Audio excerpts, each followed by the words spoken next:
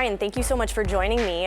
Going into the federal budget today, there were some fears around some potential tax changes, but nothing happened. So what stood out to you? What was notable? What were you paying attention to today? I mean, really, I think this budget was notable by its absence of a lot of things people were looking for. It was a bit of more like maybe a fiscal update than a full-fledged budget. There were some concerns around capital gains taxes, option taxation. In the event none of that was in there, what we did see was some small tweaks to taxes around the edge. Some changes around taxation of Uber, for instance, and maybe just a little bit more spending out of the government, but really just really a business as usual kind of approach. Given that it's business as usual, is there anything that you would say moved the dial today? Not significantly. It really was a lot of confirmation of things we were looking for or things that had been announced in the previous budget.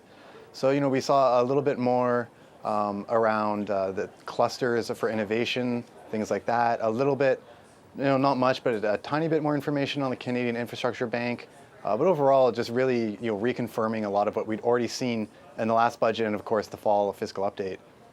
On the innovation piece, one of the things we were expecting is some type of indication in terms of what this could mean for jobs. Was there anything today that you would say, indicated we could see more jobs creation or it could lead to more jobs? Not directly, but there's a lot of promising developments here. One thing that I really liked that was in this budget, they've changed the qualification related to EI, employment insurance. So before, if you were unemployed and collecting EI, you couldn't actually go to school.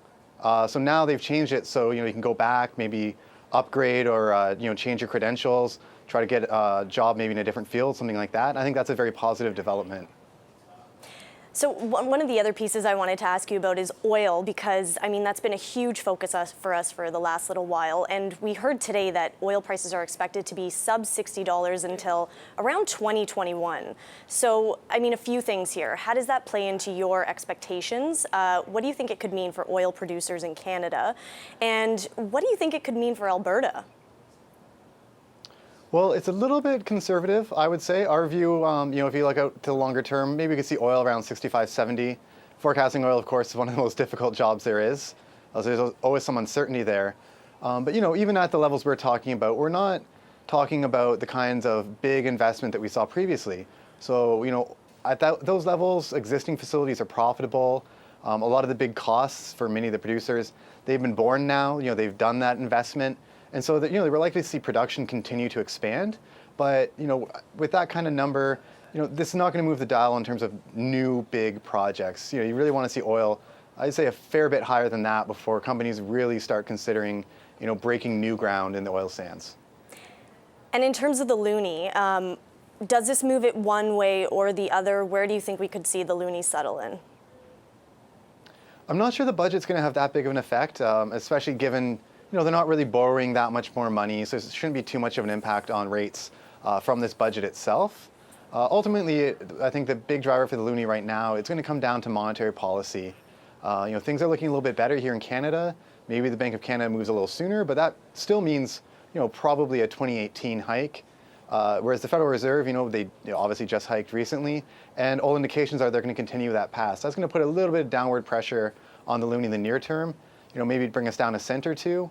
And I think that's really going to be the key driver moving forward. Brian, in terms of overall what you've seen today, who are the clear winners and losers? Given there's not a whole lot of new spending here, I'm not sure there's a ton of winners. There's a few that stand out. Some would be working mothers, for instance. There's been some changes around employment insurance.